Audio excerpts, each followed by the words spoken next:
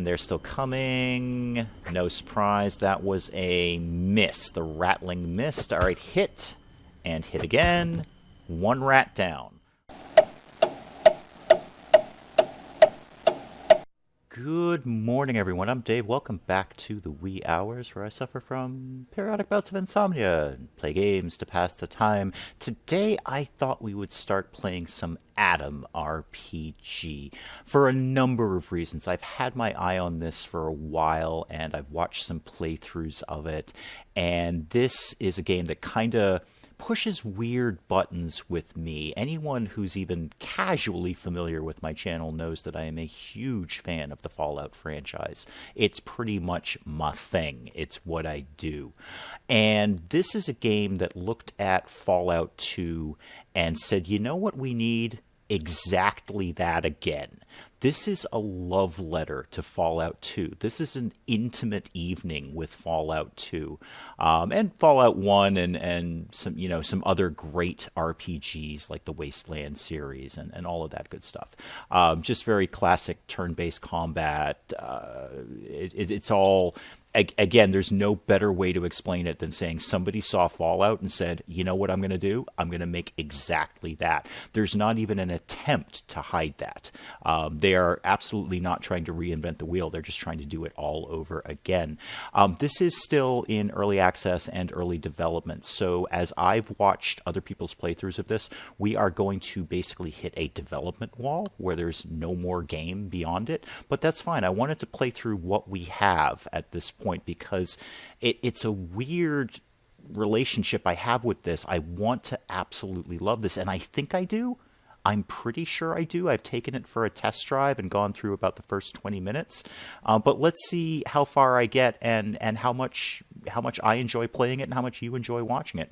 So we'll start a new game, and we've got our sort of, generic characters that we can go through. All of them are basically the same. We're just going on character portraits. Oh, Andre's not doing it for me. Teresa's pretty good. I think we could go with, no, Victor just looks like a real jerk. Julia's a little too hardcore. Let's go back to, I think Teresa looks good. And she has a little biography here. As a young cadet of a secret organization, A.T.O.M, you went through a standard training program and received an education that should technically assure your survival in the harsh outside world. Okay, that's fine. That's going to be worth. We'll take Teresa out for a spin. The stats and skills should be absolutely no surprise to anyone who's even glanced in the direction of the early Fallout games. Strength, endurance, dexterity, intellect, attention, personality, and luck. And, of course, all of these will affect gameplay as we go along. Strength is pretty self-explanatory. Carry weight, melee damage, unarmed damage, etc. Endurance, again, in maximum health, resistances, that kind of thing. Now, dexterity is dodge blows, combat speed, and accuracy. And I believe, as I understand it, it's also going to affect action points. So that is something that I want to bump up. We've got 5 points to play with here.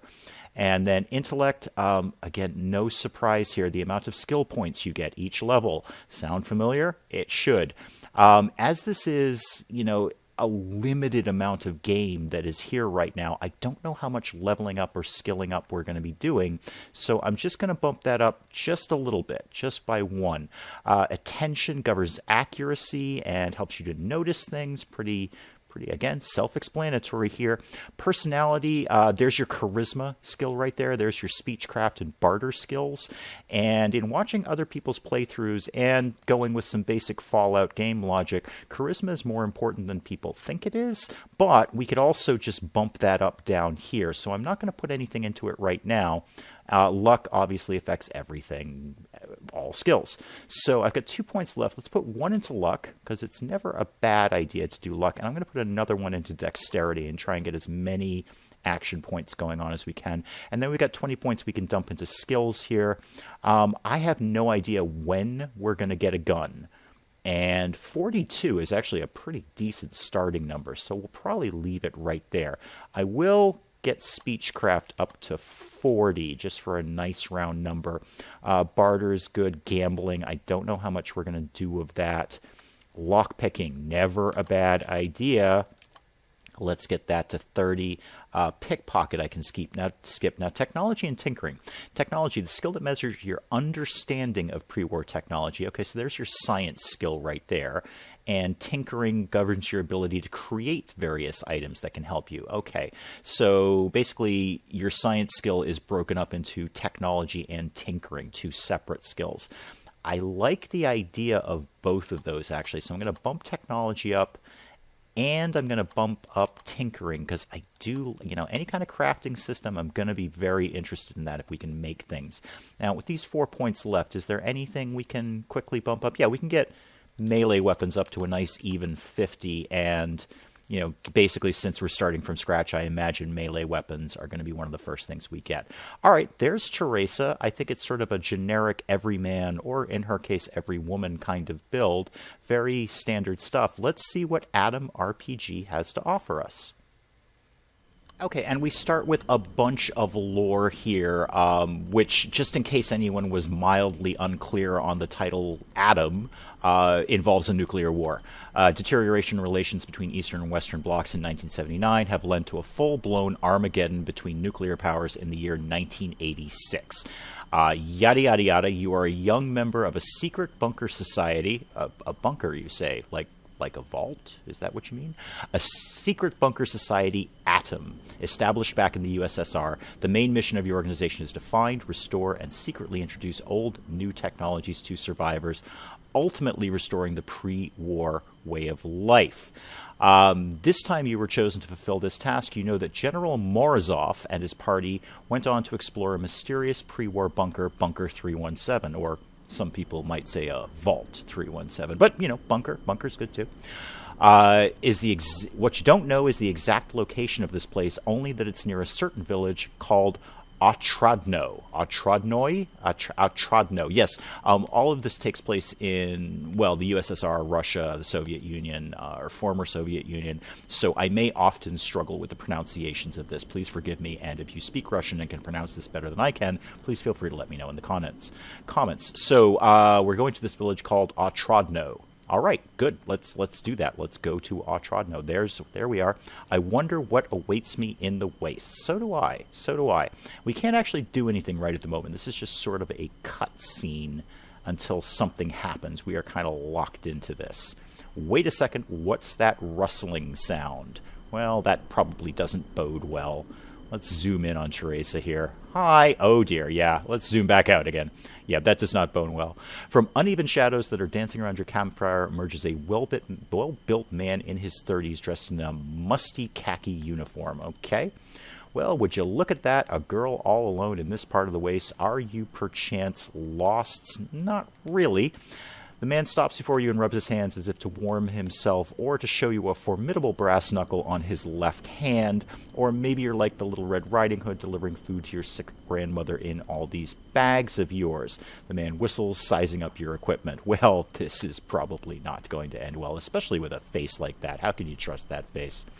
That's very careless. What if some big bad wolf will start chasing you? Yeah, the writing and I don't know if it's translation, but the writing could possibly use a little bit of an edit here. I mean, you wouldn't last 100 meters with such heavy luggage. The stranger's face breaks into an ominous smile. Me and my pals could help you carry it. Well, not for free, of course, but for a very manageable price. What say you? Okay. Finally notice 4 human figures hidden in the dark of the night. Yeah, they're actually not that hidden. They're literally standing right in front of me by the campfire. Okay, we could just basically threaten him. We've got a speech check we can do. We've got a strength check we can do. Or we can just surrender and give him all our stuff. Our speechcraft is pretty good right now, so let's see. I would share, but I don't have a lot for myself. Only the bare minimum for survival. Be a human being. Leave me alone. The man smiles and winks at you. Don't worry, honey. We won't hurt you. Just wanted to browse through your stuff for a sec. Who knows? Maybe we won't take everything, and you can lie down and rest while you're at it. Oh, yeah. I didn't think that was going to end well. We're out. We're done. Yep. Thankfully, I test-driven this enough to know that's just a cutscene and that's just the opening sort of scenario there, because now all our stuff is gone, so we have nothing. Oh, my head. They took everything, or maybe they left something. Maybe they did. How about this thing over here? And we take an empty canteen. All right, now, did they happen to leave any weapons kicking around? That would be nice. Let's see if we've got... No, we just have the empty canteen. We have... Nope, no weapons, no nothing, no nothing, no nothing. Empty canteen. Okay, well, that's a start. Maybe we can get some water. So we have absolutely nothing, and I'm not sure where we are. So we got nothing to do but just sort of go somewhere. Let's see what we can do here. That looks like the edge of the map. I'm going to take an idea that that's probably not where we want to go. So let's head... Roads are probably... Oh, wait a minute. Wait a minute. What do we got going on in here? This looks like a place that has some loot. Oh, there's a safe and a box. Let's see what's going on over there. Classic RPG stuff. Just classic stuff. Leave you alone in the desert with nothing on you, and then there's some lootable buildings right next door. Just classic stuff. All right, what have we got in the box? We have a spoon. Okay, sure, I'll take the spoon. Again, classic RPG. Probably sell it to a vendor for something. This is locked. Okay. Okay, can we do something with that? How do we... And I don't actually know the answer to this question. Oh, I can kick it. Yeah, let's see if I can kick it. Nope, can't kick it. I actually don't know how to use my skill stuff here. So what can we do here? Okay, apologies for the brief edit. I just had to figure out exactly what I was doing here. It's just holding down left click, and that brings up a new menu. So we can get information about it, we can use it, or we can unlock it. Given that the unlock icon has a crowbar, I probably can't do this, but let's give it a shot. Oh, we broke the lock. All right, when we gain 10 experience for doing that. Fantastic. What's in here? Electrical tape. Ooh, can we do some crafting with that maybe? All right, well, good. That worked out for the better, I guess. Anything over here we can be looting. Because obviously our goal is to accumulate equipment, seeing as we have nothing at all. That's our campfire. Is there anything in the tent maybe? Doesn't look like it. All right, just that one area to loot. And green is a loading zone. All right, so let's go to the next area and see what the next move is. Okay, after a whole day of wandering, you start to notice signs of inhabitants. A small field, a pasture, and finally a makeshift wooden sign with bullet holes in it. Lovely. The name Otrodnos on it. It shows you are on the right track. It's already nighttime when you find yourself at the entrance of a small, shabby village. Okay, cool. Let's see if they know where Bunker 317 is. Some people might call it Vault 317, but no. It's a bunker. That's different. Oh, I was gonna go right past you, but you've already started talking to me. Okay. Strongly built man, aged around 30. He's wearing a weathered military jacket and holds a large gun in his hands. Hey there, comrade. Well, yeah, let's be polite to him. This is the town we're supposed to be going to, so let's make with the nice. Hello to you, too. The man coughs and spits out the blade of grass and removes his hands from his rifle. Good. That's a good start. We're not holding the rifle anymore. Nice to meet you. My name is Jan. May I ask you what brings you to our village? I'm looking for someone passing through, or I've heard about your village. No, let's be upfront and honest here. There's no particular reason to lie to this guy. So I am looking for someone who lives here. Not really. I want to ask you a couple of questions. All right. Was there a troop of military types in your village lately? That would be a good place to start. So did you see the guy that I'm looking for? Oh, the dog barks at me. Okay, I guess he didn't like that question. Or she, I don't know the gender of the dog. Funny you should ask. A squad of troops came through the village not long ago. Can't say if they were military, though, but they had some serious-looking dudes, good weapons on them, and their attitude was pretty militant. Well, all right, so yes, military people.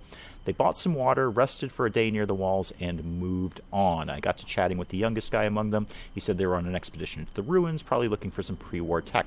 Can you point me in the direction of those ruins? Jan takes your map, after looking at it for a while, draws a small black cross in one spot, and returns it to me. Okay, here it is, not too far away. Great, thank you. Let me ask you another question. Oh, here we go. Classic RPG. Yes, roll it right in with, do you have any work available around here? Some work can always be found for when our tech guy disappeared somewhere. Okay. Steblev was his surname. He loves a drink from time to time, sometimes even goes on a bender, but it's not like him to be gone for so long. The last time we saw him, he was pretty drunk, bragging about becoming a millionaire real soon. Well, maybe he earned his million and ran off. Maybe so, but where are we to get 1,000,000 rubles? Something shady. I agree. Jan shrugs his shoulders and vigilantly stares into the distance. Okay, one way or the other, we could use a woman that's good with her hands around here. That's right. And that was a little suggestive, Jan. Okay, you could have toned that down a little better. How about pointing me to some other jobs? You could ask around the tavern. Oh, a tavern. How wonderful. It belongs to a brother and sister, Vazia and Katya Radchenko. Maybe someone from the village is looking for help. All right. Any other questions I really need to ask you? How about heard any good rumors lately? One passerby told me that somewhere in the waste is this old abandoned Boy Scout camp, but it's not entirely abandoned. He told me that all the Boy Scouts that were there before the war are still there. Well, that doesn't sound right. But now they're feral and they worship the devil in their rituals. Oh, we are totally going to Satanist Boy Scout camp. Please let that be in this game. Please let that be in this game. I absolutely want to go to Satanist Boy Scout camp.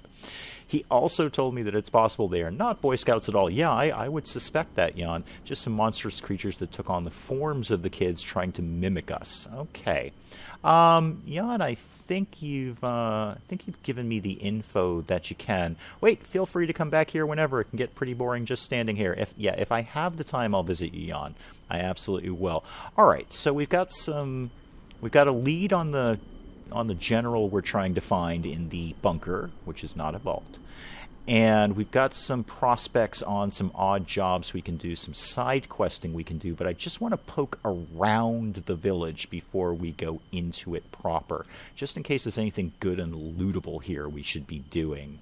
Like what is... Oh, it's a rat. Oh, okay, we've got combat. All right, fantastic. We're going to go beat up a rat. Oh, I'm glad I put all those points into dexterity. That's a good amount of action points. Let me do sort of the classic move here and fall back and let the rat waste all of his action points coming to get me. So I'm going to do that, and then we can end our turn over here. Oh, and there's multiple rats and a big bug of some sort. Okay, what are we better at? Well, what takes less action points? Hitting takes less action points than kicking. Kicking is probably stronger, but let's just hit it. We can target specific body points. Some people might call that VATS, but I won't. But I don't really feel the need to. I just want to hit it, actually. Yeah, there we go. Just a hit. And do it again. Do it again, please. No, just hit him. That's all I need you to do. Oh, because I'm locked into... targeted moves. That was my bad. All right, so yeah, just hit him, please. Thank you. Can't get another hit off. Let's just take those 2 action points and walk away.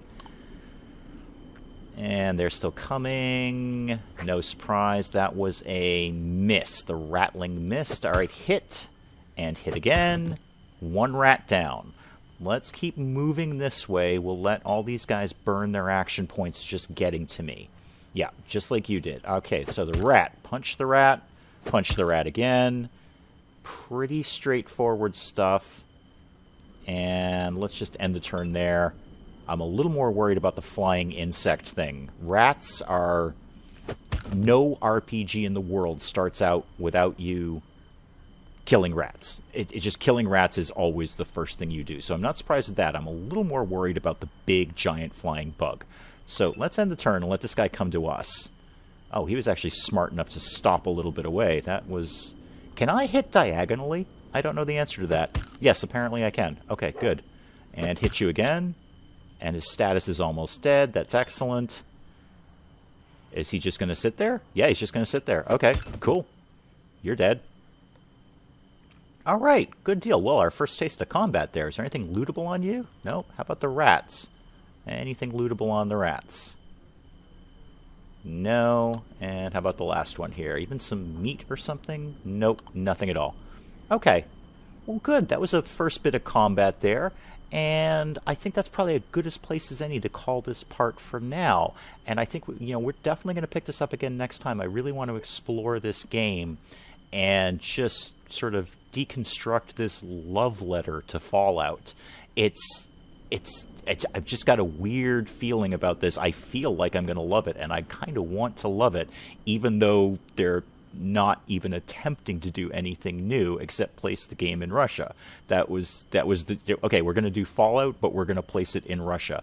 So I have good good hopes for this, and I hope you do too. I hope you'll enjoy watching it. We're going to try and take this, well, until we hit a development wall and there's no more game behind it. But until next time, I'm Dave. Thank you, as always, for joining me in the wee hours, and we'll see you next time.